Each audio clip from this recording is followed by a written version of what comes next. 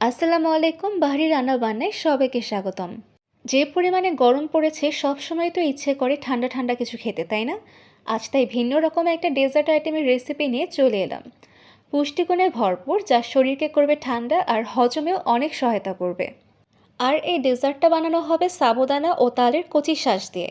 তো চলুন দেখে নিই কীভাবে খুব সহজে বাসায় বসে ডেজার্টটি তৈরি করা যায়। প্রথমে আমি একটি কড়াইতে 1.5 লিটার দুধ একটুখানি ঘন করে জাল করে রেখেছিলাম।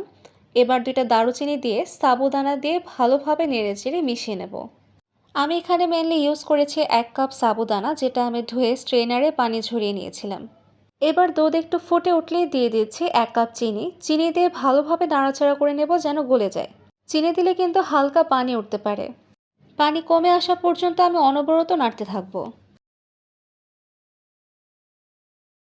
পানি কমে এলে দিয়ে দিচ্ছি 4 টেবিল চামচ কনডেন্সড মিল্ক এবং খুব ভালোভাবে মিক্স করে নেব।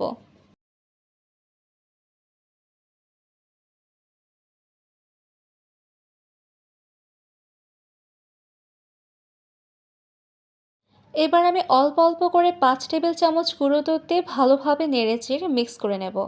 এরপর আমি নিয়েছি 6টা তালের শাঁস, যা গোল গোল স্লাইস করে কেটে দেখাচ্ছি আপনাদের। স্লাইস করে কেটে রাখা তালের শাঁসগুলো দিয়ে আবারও ভালোভাবে মিক্স করে নেব। আমি একদমই মিডিয়াম আঁচে রেখে নাড়ছি যেন নিচে লেগে না যায়। 2-3 মিনিট পর ফুটে উঠলে আমি নামিয়ে ফেলবো।